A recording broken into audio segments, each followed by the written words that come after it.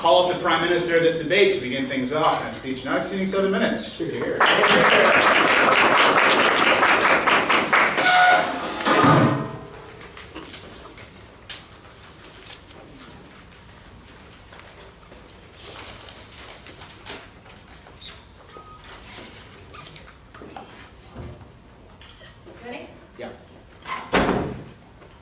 Mr. Speaker. We think the motion's pretty clear. Just to be clear, though, like banning, we're not going to recognize or enforce any new ones. We're fine with recognizing ones that are already made and in place. We think that's perfectly fair. So I'm going to talk to you about several things. Firstly, I'm going to talk to you about who makes these agreements. Secondly, how these agreements are made. Thirdly, how these are static. Fourthly, how these keep people in bad relationships. And actually, fifthly, how some people deserve reparations for the harm that occurs to them in these relationships. Okay. So when are these agreements made? We think that there are two broad categories of people who seek out prenup agreements. I'm going to talk about the first, Tim's going to talk about the second. The first category is when one partner fears losing significant assets should the relationship fail. The second is when one partner or both partners perhaps have this idea that there is an expiration date to the marriage. Perhaps it's a marriage spur of the moment, not super well thought out. Tim's going to talk about that one. So first, how are these agreements made? We think that prenups are generally made by one kind of partner, a partner who's defined by access to wealth and assets and access to social standing and power. We think that this means that when these agreements are drafted, there tends to be a massive power asymmetry between the person seeking the prenuptial and the person who's kind of shoved into it by their partner as a condition of marriage, right? We don't think that everyone necessarily agrees to these because they think it's a good idea to divvy up the assets in a certain way. We think that lots of times there is a weaker partner in the relationship who gets shafted by the way this agreement is made. Yeah, so what does this mean? Firstly, we say that it's oftentimes subtly coercive, right? Especially for people who feel the need to either marry up or people who really believe they found the love of their life and will do anything to keep them around and to get them to sign on to this commitment of marriage. We think that's particularly important because it means that people don't enter into these contracts super willingly. Like maybe they give their signature, but there's still some subtle coercion there. Or secondly, we think it means that this is often a less than ideal agreement for the weaker partner, right? Insofar as the stronger partner, the wealthier one, the more powerful one, tends to have access to better legal counsel, better lawyers, can kind of swing things or shape the contract to his wants or his needs. Generally, it is the man. So what are the impacts of this? First, we say that it's not necessarily always rationally made, that people do this out of love because they really just want this commitment. They don't think through what this looks like for them should the relationship fail. Secondly, it's not freely made because of the power asymmetry. And finally, it's not fairly made because the content of the contract is often less than desirable. It means a less than desirable outcome in the event of the divorce for one particular partner. Secondly, we tell you that these agreements tend to be static. Go. Okay, so these divisions, although in your world, now they just happen after, during a divorce instead of okay, before. so we think that it's better for someone to have access to a court system and a judge that will evaluate the assets, take into account things like children, take into account the woman's ability to get a job, to be employed, to have a place to live during the divorce proceedings, than to make these agreements before marriage. Why? Mr. Speaker, we tell you that people change and these agreements generally tend to be static. What does this mean? In a world where women often, in the wake of a divorce, bear the brunt of childbearing, meaning they are the ones most likely to be awarded custody of children, we do not think it is fair to let them sign on to agreements that then penalize them later. We say this also penalizes the children who may benefit from staying in the same home, from not having to up and move because mommy and daddy split up. We tell you that this is unfair, especially to the woman, because she's the one who bears the brunt of these consequences of this contract that often works out to her detriment. Not right now. So thirdly, we'd say this keeps people in bad relationships, and this is the really important analysis here. So what do prenups do? They keep one partner's assets from falling into the other's hands in the event of a divorce. We think this has two big impacts. Firstly, we think this constitutes sufficient economic incentive for some people to stay in bad relationships. So we tell you, Mr. Speaker, that a lot of times one partner relies on the other partner for financial security. Even if they're both equally wealthy, or one is a trust fund baby and the other has a business, we say oftentimes, particularly the woman, is disadvantaged insofar as she may not have had access to job skills training, or her education might not have been a priority for her family. In short, she relies on men for her financial security. We tell you that in this situation, this prenup constitutes a barrier to her leaving a marriage that no longer brings her joy and is perhaps toxic or abusive towards her. How does this work? We tell you that leaving or ending a marriage is already difficult enough, especially when you are someone who is unsure about your financial position without your spouse. We tell you that prenups increase this barrier in 2 ways. Firstly, because they tend to deprive one partner of transition tools, right? This idea that when the marriage ends, I may get the house, I will get this much of the assets, I will get something that's particularly good for me, or I can tailor the settlement, or try to tailor the settlement in a way that makes my outcome more rosy. But secondly, we tell you it worsens the outcome comparatively, even if only through fear, right? We tell you that comparatively, when you're faced with divorcing someone and getting the short end of the stick in terms of the prenup, in terms of the settlement, staying may seem comparatively better, Mr. Speaker, because at least even though your marriage sucks, you are financially stable, you're not going to be left high and dry, or you're not going to be left without the ideal number of assets or the ideal division of stuff, right? We tell you that incentivizes people to stay. Finally, then we tell you that this also enables abuse. Why? Because prenups enable one partner to keep the other around no matter what in lots of cases. 2 ways. Firstly, we tell you now the partner who the prenup is in favor of, which is generally the case, can issue ultimatums, right? If you don't do X, I will leave, and because of the prenup, I get everything, right? Or I get most of the stuff, or I get the most desirable stuff. Secondly, there are no consequences for actions within the marriage because of this increased barrier to leaving, right? At the point at which the woman feels less like walking out is less desirable of an outcome for her because of the prenup, she's less likely to do so. She can't hold that over the man and say, change your behavior or I leave. Stop doing that or I leave. Come to a compromise with me on this or I'm leaving. We think that's particularly pernicious. But finally, we tell you that in toxic relationships, in relationships that have gone bad, we think that oftentimes one partner is more hurt than the other, and that partner is entitled to fight for reparations for their pain and suffering. What we tell you is that prenups prevent them from doing that, right? They prevent one partner from going to court in the wake of the divorce and saying, this is how the relationship ended, this is what I feel I'm entitled to after that relationship, this is what it would take to make me feel better and put me in a better situation. For all those reasons, we're proud to propose. I think that's for your 4 remarks. Call upon the leader of the opposition to open up the case for side opposition. Hear, hear. Hear, hear.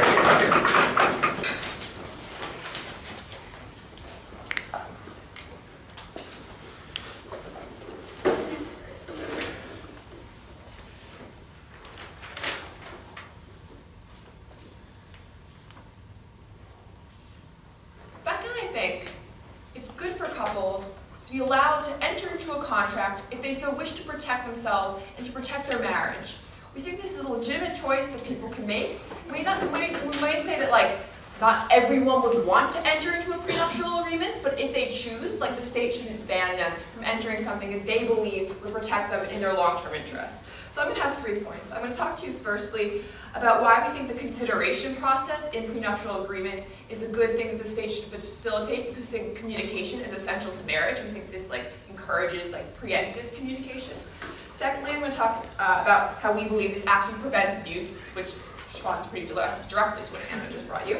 And thirdly, we're going to talk about how this encourages specific types of relationships that might not happen in Hannah's world that we think are good at defeating things like class stigma and other types of things that are pervasive in society. Before I get into that, I want to respond to the case we got coming out of opening government points.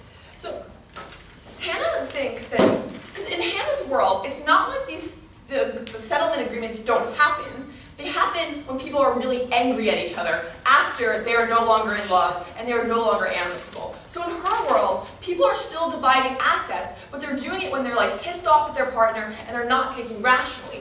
It's better for us to have people come to those decisions when they're thinking very clearly and thinking about the best interest of the other person. So if Hannah wants to protect individuals and she wants the person who comes in with less power in the relationship to get more, she's more likely for that person to achieve that power balance when the other partner is in love with him or her. So that argument really didn't make a lot of sense. Her other argument was we think bad prenups are bad for when they're bad for people. That's not a, it's not a good argument. Because we think that, like, it just assumes that people will get, like, the lower, like, the person who is, like, the lesser economically viable will get a bad prenup. But it, like, just might not be the case. They may enter into a prenup that, like, would be good for them. So she says that. But moreover, she says, like, this is just inherently coercive. Like, this is necessarily going to be, like, people being abused. We don't think so, because we think that people, as I already mentioned, are thinking rationally. But I don't think Hannah defends any, like, burden that she needed to defend. Because I don't see why it's illegitimate for me if I have, like, worked really hard for my own money, that I don't have a right to that wealth that I created. Like, she doesn't defend why other people have, like, a right to, like, take away money that I have myself made. And we think it's good when people are allowed to protect their own wealth, because it means they're more likely to work hard and to consider that, like, something that, consider it, like, an extension of themselves and put more effort into it, as opposed to, like, thinking you can take advantage of other people. And she doesn't defend that burden. Okay. Thirdly, she's responding very, like, clearly to her bad relationships point, because it didn't make sense. She's like, it's really bad when you're unsure of things, so we should allow people to be really unsure of things, like, and not have a contract. Like, that argument didn't make sense, Mr. Speaker. So we think that it's actually, you're more likely to be sure when you know that after the relationship ends, this is how much you will get, and this is how much I will get. In her world, you're less likely to be sure, because you never know what the partner is going to do when you cheat on them or you cheat on them, because they're really pissed at you. That's the problem. So let's talk about our arguments. So the consideration process. We think it's good for people to enter into contracts and, like, to communicate with their partner in a very clear way.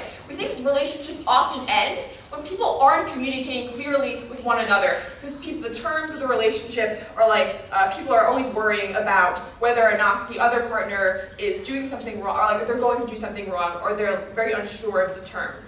We think that there's a couple impacts to, like, having couples discuss these things before the relationship or before they go into the marriage. We think that you prevent future blow-ups and bad divorces. We think that when people don't know or don't have a contract beforehand, often what happens is afterwards they get into ludicrous divorces where they spend lots of money on lawyers and both sides lose out. That also means children lose out and family lose out because they're spending so much money trying to get money from the other person. You just get into a huge bidding war, which ends up financially ruining everyone's lives. So we think we stop blow-ups and bad relationships. But essentially, we think this consideration process actually helps people feel more comfortable whether inside or during the relationship. Because as I already alluded to, I think people's relationships become unstable when they're always worried about what will happen in the future. And when you're more certain about what will happen in the future, you can make better decisions now about how you're going to treat your partner, so you can plan for that. So we think that because of the dialogue process that we get from these prenuptial agreements, it can be good for couples because it stops these blow-ups. It means that you're in a more comfortable relationship.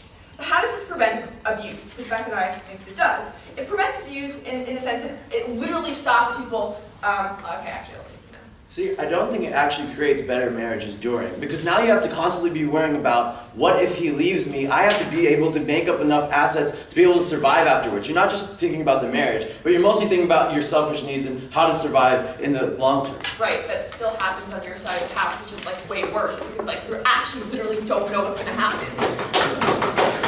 So how do we stop abuse? We think literally we stop people from taking advantage of someone, because we know that people, after they have broken up or they're in these terms, they're, like, often angry, they're often jealous. So we literally stop people from often taking loads of wealth from other individuals. We stop it on a financial level. But how else do we stop abuse on, like, a more relationship level? We think when you allow people to go into a relationship viewing themselves as an autonomous individual, because the contract sort of reinforces that idea that you enter as an individual in relation to another individual, you don't merge together. It means people view themselves, like, as an autonomous entity, and then they, like, see themselves leaving that relationship in the future, because they don't view themselves as a merged entity. They view themselves as a separate person interacting with another separate person, which means that people are more likely to step out of relationships because they don't see themselves as tied into that other person. So we think often people can't leave relationships because they view themselves so interconnectedly with another individual that the way that we need to stop people or prevent or to encourage people to leave abusive relationships is to have them view themselves as individual entities. And we think these contracts actually reinforce the idea that you are an individual entity and you can leave in fact an abusive relationship. but how to discourage specific types of relationships that may be good. We think that often, if we didn't have these contracts, it might prevent people who are in fact very wealthy from never even considering entering into a relationship with someone from a different class, because they're always worried or they have stereotypes about people from other classes. We think that the way to actually end those types of stereotypes is by allowing people to have reassurance that their wealth will be protected, and then they enter into relationships with people they may not otherwise, which is how you can break down class stigma, and you further allow people to maybe get into a relationship with someone they wouldn't have considered that might actually be really good for their lives. Thank that speaker for her remarks and call upon the Deputy Prime Minister to continue the case for side first government. You're here.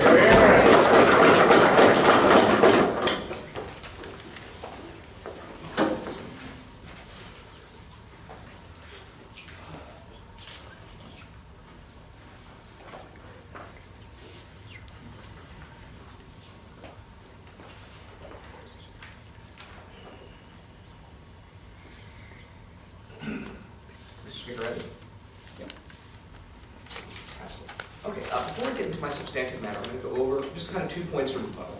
I'm just going to use the framework that she used because it was actually really nice as far as organization is concerned. Nice job.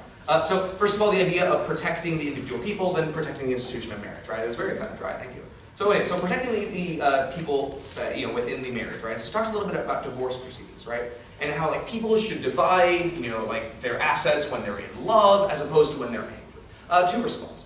First of all, I think it's actually okay to be angry when you're dividing, divorce proceedings, right? Oftentimes it's a way people to get remuneration for, abuse within a relationship. But also my second response is that oftentimes love is used as a way of, coercion, right? I think whether it's explicit or not, right? So whether some kind of rich tycoon baron is taking on some kind of trophy wife, and he's using the message of love in order to take advantage of her, right? I think that's a very rare case, but it is a case nonetheless, right? But we think that even love in and of itself can sometimes be coercive in that sense, right? Where you don't think about the long-term impacts, right? You don't think of how actually am I going to be able to cope after the marriage is over, right? And I think that's an incredibly problematic thing.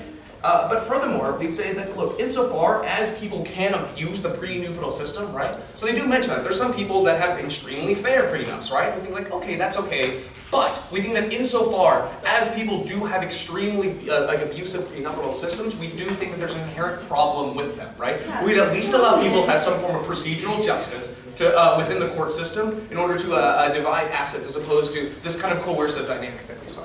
But then they talked about protecting marriage, right? So they give us 4 points on this, right? So they talked about communication. Again, we already kind of talked about coercion. They talked about blow up, right? And I think my partner did a really good job at talking about look, if somebody does feel that they need a blow up, I think that they should have that, right? I think that actually goes right into their own individual autonomy that they talked about, right? And then again, as I talk about autonomy, right, I think my partner actually did a really, really good job at kind of preemptively rebutting this, right? The idea that being that as soon as you enter into this asymmetric power balance within the marriage, right, you're no longer autonomous, Mr. Speaker. Rather, I think, you oftentimes fear, right, the end, right, where you feel that you don't have enough power, right, or you fear, what if I leave him, right, now I'm just absolutely bereft of anything, right? We think that's incredibly problematic, Mr. Speaker, and actually takes away a lot of the autonomy, right, because they can't stand up to, say, the abusive husband, right? They can't leave him because they find that they won't have any assets at the end of the day because they engaged into an abusive prenuptial agreement, right? Okay. Then they talk about class. I don't think that's a very good point, right? I highly doubt there's a lot of Richard Gere's out there taking, Pretty Woman down to, Rodeo Drive, right? I think by and large, if somebody is marrying above their class, it's probably not a good situation in terms of the prenuptials that they're signing into, right? I think that oftentimes they're just starstruck and they're willing to agree to anything so long as they can marry the rich man. So now into my actual substantive. I'll take back. Okay, what constitutes greater barrier to leaving a marriage? Unclarity of what you're going to get after your marriage, or actually having an idea of what you're going to get and having an understanding of the resources you're going to get after you leave the relationship? I think the problem is that you're automatically assuming that someone's going to get a fair prenuptial agreement, right? Or that they're going to see it as they're going to not see the abuse inherent within the prenuptial system. And I think that presupposition that you guys are bringing into here, I think is incredibly problematic, Mr. Speaker. Because I think, sure, there may be 1 or 2 incredibly fair prenuptial agreements, right? Maybe even 5 or 10. But I would say that by and large, prenuptials tend to have some kind of asymmetry within the asset structure, right? They talk about keep the assets to one particular party, right? Because, Mr. Speaker, I would posit that if a prenup was just going to be 50-50, why have a prenup in the first place, right? Oftentimes it's for the protection of assets, right? So now let's talk about my substantive matter here. So the nature of prenuptial agreement. So this is so my tagline for this is self-fulfilling prophecy, right? So how does it affect the dynamic within the relationship in and of itself, right? So I'm not really going to be talking a lot about like incredibly abusive relationships, right? I think that those are by and large not like the general norm, but rather tend to be people say like trying to protect their assets, or simply people who think that their relationship might have an expiration date, so they want an insurance agreement against it, right? I'm going to talk about why that's problematic within the marriage. So look, I'd say, what do I mean by this? Because when you get into a prenuptial agreement, it's essentially an insurance policy to the controller of the resources should the relationship end, right? It means an estate plan. And I feel if I feel that the relationship is too much work, I can leave without consequences, right? I don't have to lose all of my capital gains, right? Or all my stock portfolios, or all of the houses that I own, right? And so why is that bad? Because this free escape option prevents actual relational healing leading to divorce, right? So a self-fulfilling prophecy. Because, and again, this is not an outright toxic relationships. I do think that those should go into the divorce system, but I also think that the justice system is really good at kind of recognizing that there is abuse within the marriage and being able to divvy out the assets to reflect that. So what does this do? This is bad because it prevents healing, right? It's because I'm going to say to you that relationships can be difficult and sometimes seemingly impossible, right? We oftentimes in our situations feel like, oh, there's this huge hurdle and I can never understand them and it's really hard to make compromises. But I would say that anybody who says that a relationship should be extremely easy and it's a cakewalk the whole time is either lying or delusional, Mr. Speaker. Look, inevitably there are going to be things that come up in a relationship, right? Things that some people think warrant a divorce, right? But I would say that getting over these hurdles in marriage can be daunting, but they are important, right? These things may require hard compromises or like counseling or like actual real emotional connection or turmoil, right? I think that those are still important.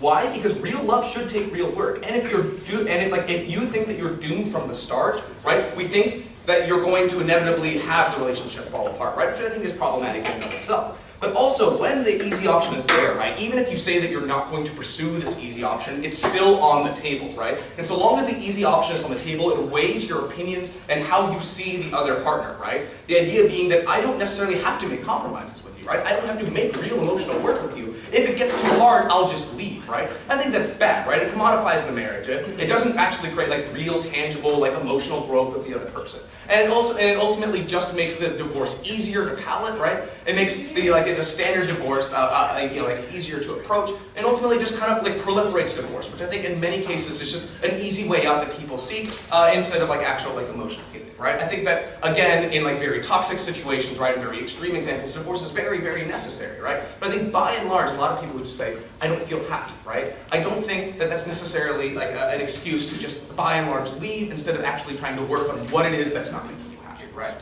So ultimately then, we would say this. Prenuptial arrangements, as my partner talked about, are inherently asymmetrical. But we also say that they affect the dynamic of a relationship in an unhealthy manner. So please, vote government. Thank you. Here.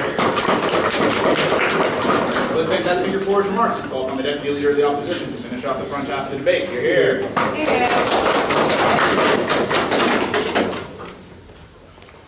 Oh, Mariel, I guess. No, one's fine. I got one back Mine will turn off. I think this is much better. Come on, Vermont. Pull me through. Oh, no, I got it. Partner first. You figured it out.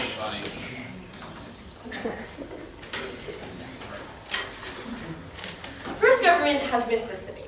The real reason people have prenups is because you are concerned that someone will screw you over. Like, let's say you are the lower income individual, and when you divorce your wealthy husband, you get a salary after your divorce, or you get the kids, or you get the house, or you get the car. And the reason we think that those are good is because at the end of the day, the same processes they tell you of how the richer person has better legal counsel, has better opportunities in a court system, make it far worse when it's in a divorce and not a prenup. Because a prenup, you can say, wait, actually you're going to screw me over because you want all this stuff. Maybe we shouldn't get married. Maybe I don't love you enough to lose all my autonomy as an individual. We think that conversation needs to happen when you're in love and when you're happy, rather than when you're angry and worried that they're going to screw you over. Okay. So I have 4 points of rebuttal, and then I want to further what Mariel has brought to you around like the purpose of contracts, and then second, why you have the ability to protect the things that you've made. Why entering into a marriage contract doesn't mean that you're suddenly melded to this person just because you take their last name that you own or don't own that person. Okay. So I think that we've gotten a relatively jumbled DPM speech where he tells you, well, we're not really talking about extreme cases of abuse, and then those instances should go to divorce. And I think that they lose a lot of their impacts that Hannah actually gives you, where in very serious situations, people are being abused, so prenups exacerbate that abuse. I think that we should prosecute when someone hits their wife or hits their wife, and they should be prosecuted in a criminal court, and it shouldn't be, I want to get money from you because you hit me. It should be, I want to take you to jail because you hit me. We think that that furthers the problem.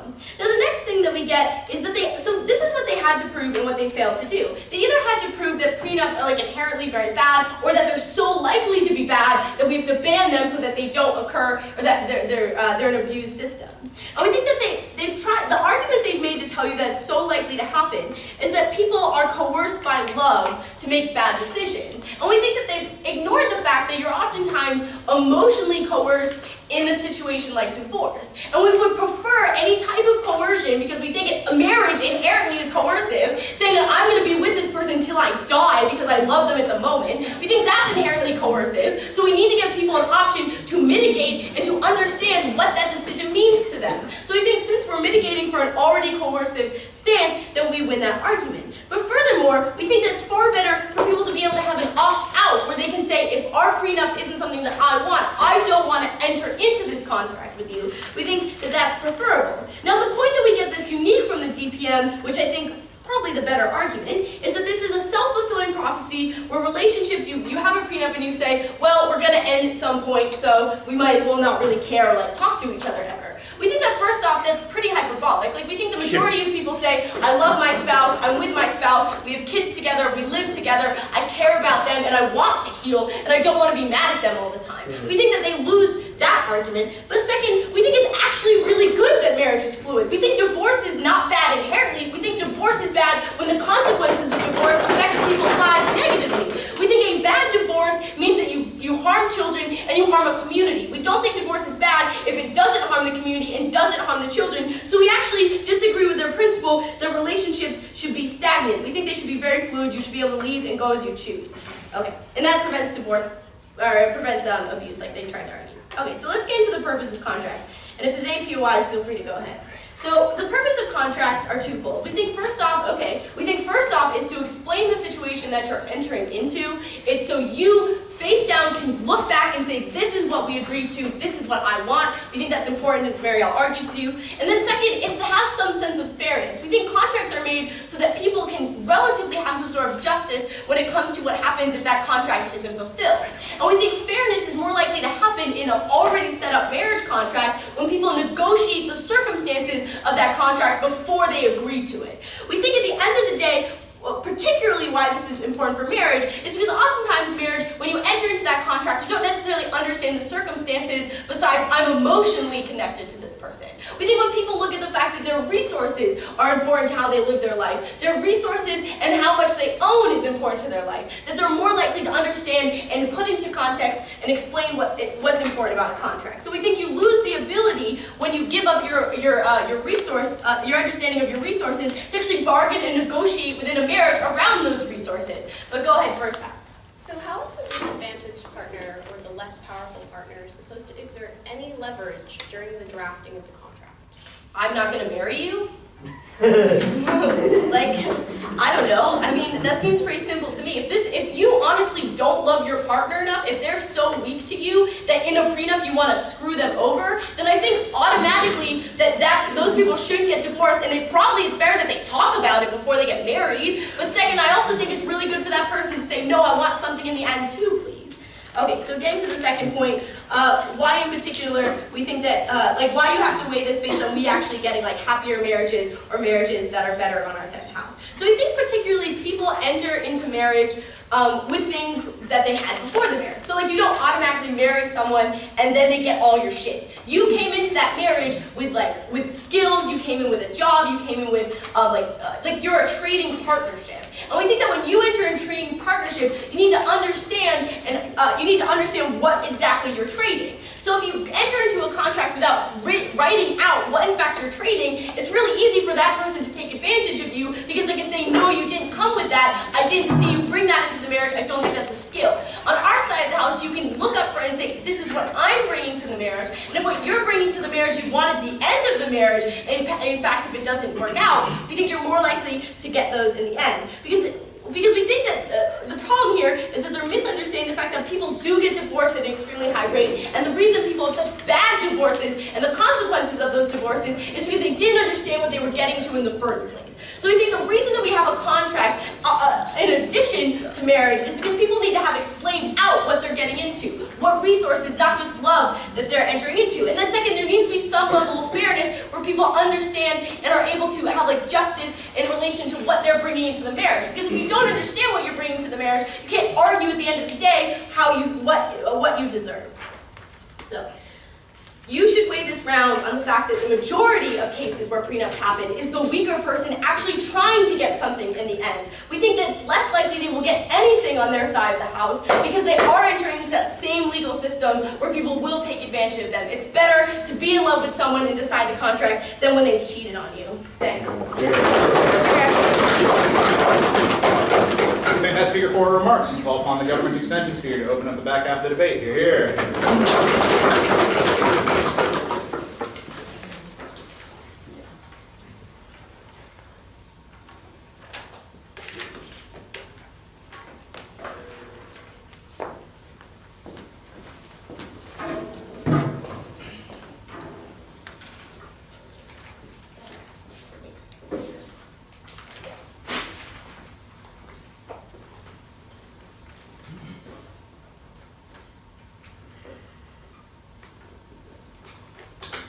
Thank you, Mr. Speaker. What we get out of the last speech and what we're getting mainly on up and from opening opposition is a case where they're trying to say that prenuptial agreements are a guard against not only an asymmetry of power, but generally of people getting screwed. We're going to argue is that given the asymmetric nature of any sort of power relationship, people are going to get screwed in either case, on either side of the house. What we're arguing in this case is that it's better for the state to prioritize marriage, and why marriage is fundamentally mutually exclusive with the arrangement of prenuptial agreements, and why, as a point of fact, the state has a priority in making sure that the marriages that do exist are the most robust marriages, and those ones are at odds fundamentally and mutually exclusive with prenuptial agreements. We're going to argue this on two areas. Well, the principle that we're going to stand on is the idea of justice. And we think that justice is better served when people who enter into agreements are the ones who are committed not just to their own personal assets and using marriage as a mechanism to advance themselves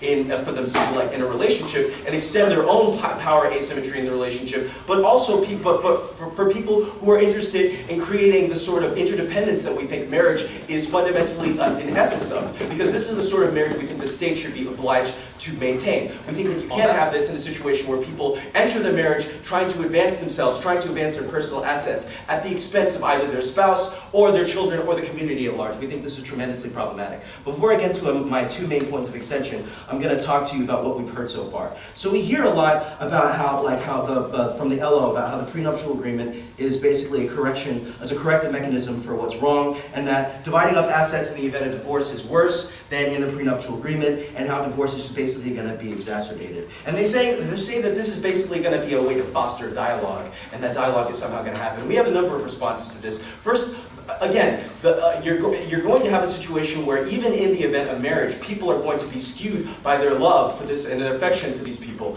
and they're not going to be able to make rational decisions about the marriage and the things like this. They won't be able to make these rational decisions because obviously people get into relationships for love, and we think this is a good thing. We think that people shouldn't be committed to their personal assets over their spouse. And they also say that it's going to lead to abuse. But we would argue that coercion happens on either side of the house, and you're not going to have a situation where prenuptial agreements are the remedy to this coercion. We think it's going to exacerbate it. We're going to get into that more into my positive case. And then they say that this is somehow going to cloud rational judgment. Again, rational judgment doesn't happen on either side of the house. At the point where we realize that people get into love, have loving relationships, and they don't think rationally. We don't think that marriage should be a rational choice, but it should be in the interests of people trying to promote community and fostering interdependence among their family members and other side. And then, furthermore, when we talk about ideas of how opting out is important and how this leverage agreement is important to prevent people from getting abused, we would argue that in as much as the state has an obligation in strengthening marriage, we think that the opt-out system is far worse in as much as you have only committed marriages. And I'm going to give you a few examples of why committed marriages and creating the state obligated to only committed marriages without prenuptial agreements are better if you want to foster a culture that has less of a divorce problem and nasty divorces, and having a culture that's even that might be individualistic for people who opt out of marriage is more likely to have more committed marriages. I'll take a back out. Okay, tell me why the state is better than the people in the relationship at determining what each person in that relationship should get. So the state is not, we're not saying that the people, at the point where the state is trying to ban prenuptial agreements is taking away choice. What the state is basically doing as the administrator of marriage is basically saying this is what marriage is, this is what our priorities are, and if you want to choose to enter into marriage, you will not have the option to enter into prenuptial agreement. And this is the sort of contractual power that the state has as a result of being obliged to maintaining marriages that are most conducive to the community, which leads me actually into my first point about why marriage requires sharing assets 100%. Because we recognize that marriage, according to the state, has certain obligations, right? The state has obligated and often does provide certain tax breaks, certain privileges to these people who get married in exchange for these people basically fostering the values of marriage. What are these values? Well, the values that we espouse are interdependence. Because people believe in a family unit, marriage is designed for people to be committed, not just to the profit or the assets of their spouse, but also in terms of the interdependence of the entire family. Which means that all of the value that is created in the family is not situated in the spouse who happens to have the most financial assets, but actually at the point where the family members actually help the spouse. We think that their assets are shared and they're mutually reinforcing and that they're not mutually exclusive. In as much as a spouse may take time off work to actually allow the working spouse to continue their career, we think that this person has gained in terms of not only financial assets, but also in terms of social status. We think that in as much as marriage is related to people having a greater degree of social mobility, people at the family unit has been tremendously important to certain individuals being able to extend themselves in assets. And we think that in as much as this is the case, the state has an interest in reinforcing these norms that say that no, your assets are not your own. They're supposed to be shared throughout all the people you benefited from the family arrangement, from the love that you have for them, and the protection that you've provided and that they've provided you. So why is this interdependence good in terms of the state's interest? Well, this is because it provides stability. And not only the stability in terms of the family unit, but the interdependence that happens, as I pointed out. So at the point where this instability doesn't happen, people lose trust in marriage, which means that the people who do wind up trying to opt in or opt out of marriage don't have any sort of trust in the institution of marriage, and we think this is damaging for the state's interest. Why? Because the state wants to make sure that communities are gelled together. Obviously, the people who get married are more likely to have, to be more civically engaged, are more likely to actually vote, and their children are more likely to have a greater career, success in education and career, and the state has an obligation in doing this. But finally, why is the state? What kind of world are we going to create with this sort of obligation? Well, in this case, we're getting a sense where the people who do engage in marriage are only the ones who are fully committed to it. In case, for example, in Japan, where you see a culture where it's profoundly individualistic, but even in this case, you still have people who enter into marriage. The marriages that are arranged are fewer, but they're more committed. So even in the event where there is divorce, it's less litigated because people understand that they have family agreements between the entire family because they recognize, and the state recognizes, that there's a profoundly interdependent nature at the essence of a family. Inasmuch as the state has an obligation to protecting the family, and inasmuch as prenuptial agreements are mutually exclusive with this, we are very proud to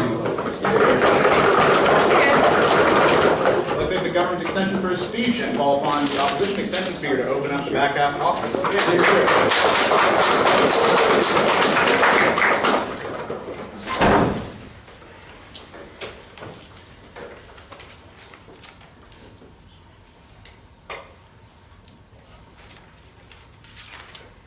Adnan and I believe in smarter marriages, not faster marriages. And that's going to be my extension for today. I'm going to bring to you the idea of why the idea of prenuptial agreements enables you to consider marriages as more of a rational decision as opposed to an emotional one, as well as the second extension about the reasons for staying in a relationship and why those are valid. But before that, one main point of contention against closing government when they try to lie to us and tell us that marriage is something inherently good. 4 responses. First of all, marriage isn't inherently good. We think marriage is an inherently individual choice, and its sole value derives from the value any particular individual gets out of it. This is why the state doesn't tell you, these are the 4 reasons you can get married. It tells you, get married if you love the other person enough, if you feel there's a reason for entering into a partnership with them for the rest of your life. Second reason, economic stability. They're like, we want to promote economic stability. We tell you we don't see any difference on our side then, because we're also thinking about committing to your assets and deciding whether you want to be economically stable after you leave the marriage partnership. Third response, familial stability. We think familial stability is far more likely on our side if you enter marriages as a rational choice, because now you're actively thinking about what your marriage will look like in the case of a divorce, as opposed to just thinking about what your marriage is going to look like if you stay to it in the rosy present. But even beyond that, we think that familial stability is less likely if you think that marriage is such an inherent good. Because if everybody buys into a notion that marriage is an inherent good, then they feel shamed if they try to leave the institution of marriage. Then they feel pressure to stay in the marriage, and we think this is far worse for children in general. Because the only thing possibly worse than having divorced parents is being stuck at home with parents who constantly hate each other and fight each other. We think it's an incredibly damaging environment for a child to grow up in. Fourth reason why we think marriage isn't inherently good. The state already realizes that marriage isn't inherently good because it allows the option of divorce. And as long as open and the entire government bench thinks that divorce is fine, we contend they don't think marriage is inherently good either. But even beyond that, we think that the faith in institutions point is kind of bogus, because what's the difference between marriage, a civil partnership, along with stable relationship, if all of them are able to bring the same benefits that closing government wants to bring us? We think there's nothing inherently unique about the institution of marriage that makes it a good that the government must protect above all others. And even if you don't buy all this analysis, Mr. Speaker, we contend that the government should only protect by incentivizing things like giving tax breaks to people who marry, instead of by taking away their options like removing their right to have a prenuptial agreement. First point of extension, smarter marriages versus faster marriages. Look, marriage is a legal contract. I think that Becca and Mariel did a good job telling you why. But here's more reasons why we're going to back it up very heavily here. First of all, marriage severely restricts the choices you can make for the rest of your life. But if opening government wants to tell us that women are severely disadvantaged in this because they can marry trophy husbands and give up things like job training, we say exactly.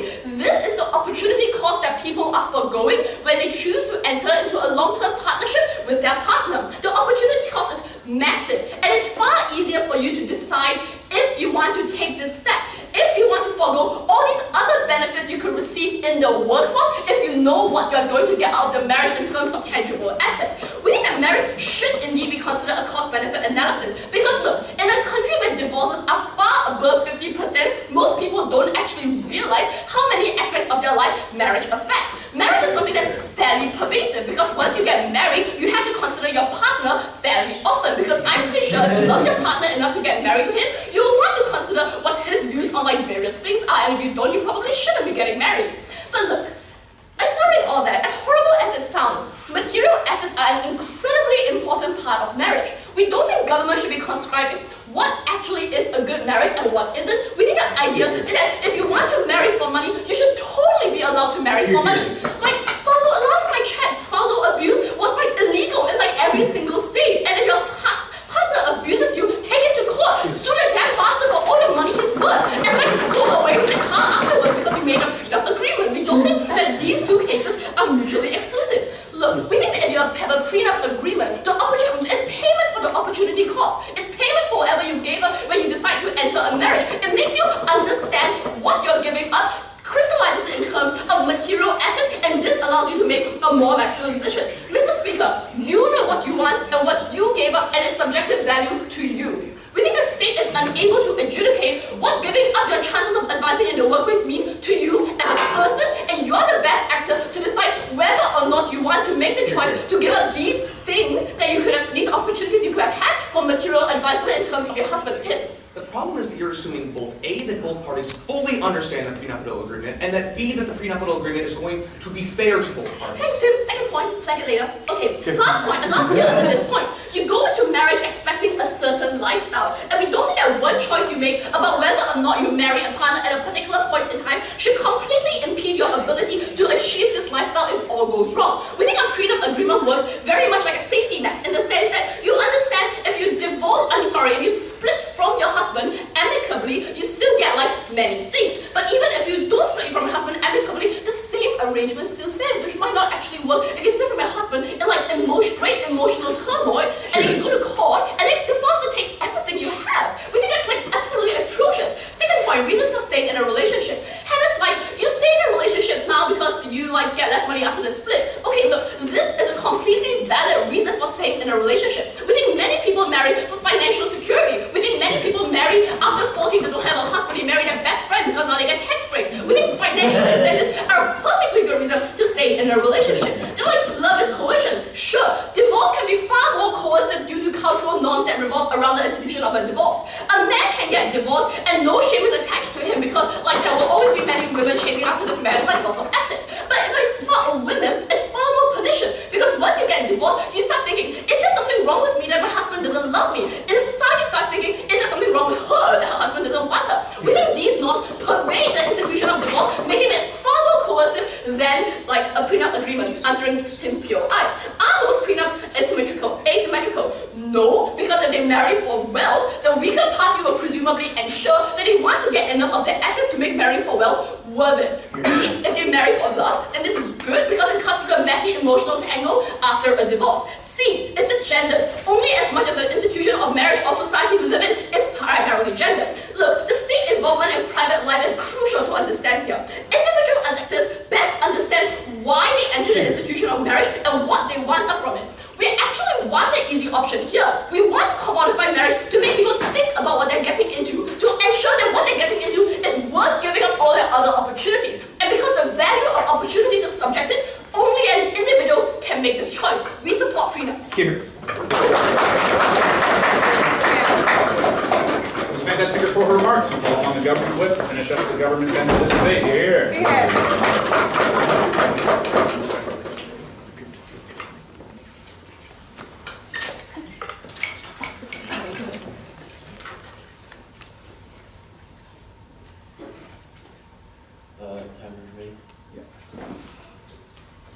So at the point that I've just learned that marriage is so financially involved, I think the state should have a stake in whether these finances aren't unjustly going to be manipulated in order for one person to get a hugely asymmetrical proportion of the distribution of that income during the marriage. My partner brought to you this idea of the justice aspect at the point where this person in a marriage isn't just making money by himself as an island. He's using the social status of his partner. He's using the idea of stability within the family unit. These other individuals are helping them create these assets and create this great utility for themselves. And at that point, we believe it's only justified to disperse the utility through an economic means for both people. And we think that after the marriage is a perfectly reasonable place to do that because many of the reasons Op gave you. I'm going to first give you a rebuttal of the case we just heard, and then talk to you about three things. One, why the state should care about the prenuptial agreements in the first place. Secondly, who creates a stronger marriage, on what side of the bench? And lastly, this idea of independence. For some reason, they think that independence is only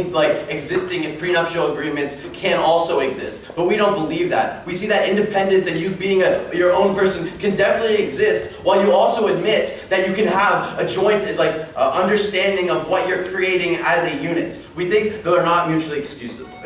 No, thank you. But first, in rebuttal. She said that marriage is not inherently good, it's the value you gain from it. We argue that the value gained from it is very much destroyed at the point where you have a prenuptial agreement. So we totally agree with you. It's just a piece of paper with a contract on it. But the value you get from it is very much lessened by a prenuptial agreement, because at that point it's just mostly like we understand where the finish line is, or it's coercive at that point.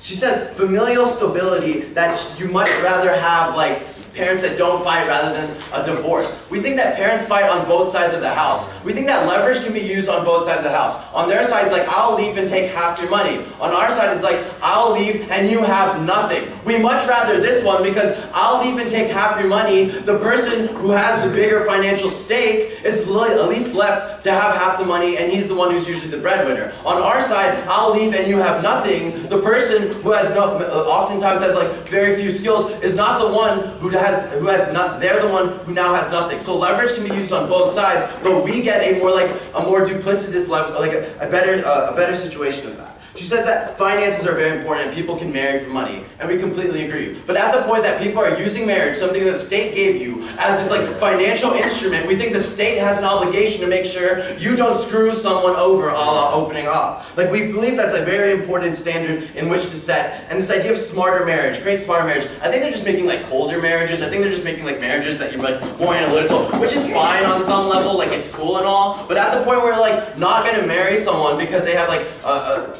we think that marriage is also like a leap of faith on some level. And just to look at this insanely cold calculus is very strange. And I think that's what my partner brings to you a lot in his speech, that marriage is, you can be two independent entities, but it's a complex relationship. It's not like we're two independent entities living in the same house and like having fun and all, but we're still gonna only try to make income allocation for ourselves. We think that's really problematic in order to create that trust between a couple. Yes? Is it better to find out that your partner has unfair terms for the allocation of wealth during a prenup, so you can say, no, I don't want to get married to you, or during a divorce proceeding? Well, we think that what you determine as unfair changes over the course of a marriage, right? So at the beginning of marriage, where you don't maybe have that much, you think, oh, that's a really fair deal, I don't have anything. But at the end of the marriage, you're like, wow, I've become like such a huge participant in the marriage, but through his social status, he's become like this great of an individual, or she's become this great of an individual, and at that point, you have contributed that. That's what brings me to my first point. Why should the state care? We believe in injustices. We take opening up on this idea of, at the point if it's a fair prenup, why is this still wrong? Because we don't think it can ever be fair. We think at the point where you don't know what you're signing into, and opening up proves to you that it's coercive, we think that's problematic. But more importantly, what my partner brings to you is, at the point before the marriage, you don't understand the opportunity cost that much. Humans are really bad at extrapolating into the future, and really, really bad at extrapolating in the future in financial terms. Because of this, it's very difficult to say, I know exactly what I want at the beginning of the marriage when I'm like 19 or 20 years old, rather than like, I know what I want when I'm like 45 and 50, and I understand like financial instruments a little better. Like, I think it's opportunity costs and all these ideas you're talking about are very interesting and very cool, but these are not things that people are usually thinking about. And then back half says, exactly, this is what we want people to be thinking about. And that's very interesting and all. But we don't think that they can make the actual calculus needed. Like, both sides of the house want people to be thinking about these things. But we think it's fair to think about these things during a marriage and like actually have conversations during a marriage. These conversations don't even happen here. They're just like understood terms that make an undercurrent of lack of trust during the marriage. No, thank you. Also, my partner brings you this idea of the two-way street. So the state is actually giving you like the privilege of really getting married. They're giving you the idea that you can get married and giving you services for that. We think it's a two-way street, not to just like use this for like your own financial gain only. And even if you want to, even if we accept that just use it for financial gains, the state has an obligation to make sure you're not creating injustices. The state has an obligation that they want to have robust marriages, that both sides of the house, and especially the openings, talks about why stronger marriages are important. Which brings me to my second point.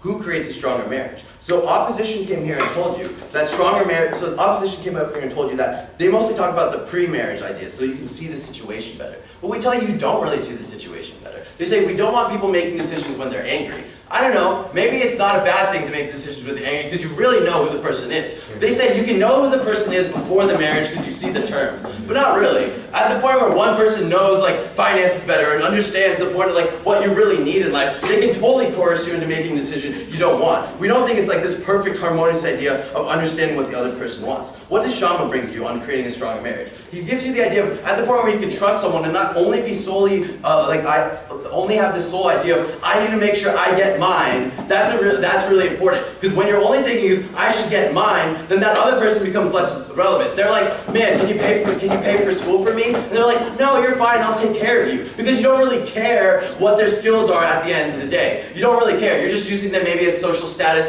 to get somewhere. Or you're using them just like have a stability in the home. And we bring to you that that's very important. But this last point that opposition wants to harp on is this idea of like independence. You're an autonomous figure in this. You can still be autonomous and still understand that you have a trust that should be a symbiotic relationship between both partners. You can still be in partnership and say that, yes, while we have like our own ways of generating income and stuff, we are still a partnership who helps each other in all phases of life. And because of this, we don't think marriage should just be looked at in these cold terms all the time. Because we think the state has an obligation, one, to protect against injustices, but two, create robust and strong marriages. I think that's what creates a better society as a whole. That's why I'm very proud to propose.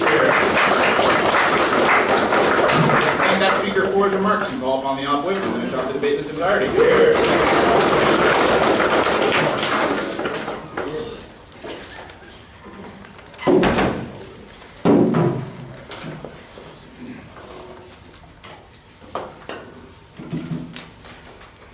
Mr. Speaker, we think the nature of prenups that have been defined by Gov is completely incorrect, right? We think oftentimes the reason people make prenups is to better understand their decision and where they'll be at after they get a divorce. We hear it coming from first government, the idea that people getting prenups solely to keep all their money is actually very rare. This was in the DPM speech, right? And they continue to rely on this as their sole criteria for defending prenups. We think, insofar as the opposition, we've actually defended the mass majority of prenups. We don't have to defend every case of prenups. We just have to prove to you that in a weighing metric, as long as prenups been more good for most people than most, we still win on the opposition bench. For those reasons, we think the opposition bench has won this debate for you today. So 3 points of crystallization today. First, the nature of prenups. Secondly, we talk about the commodification of marriage and why that's a good thing. And third, is coercive marriage really that great? Basically dealing with the extension we hear out of second government. So let's get started. First, nature of prenups. So the first thing you really hear is like there's massive asymmetry of power, right? So first of all, I think we dealt with this with the idea that, look, it's a rare case, it doesn't really happen that often.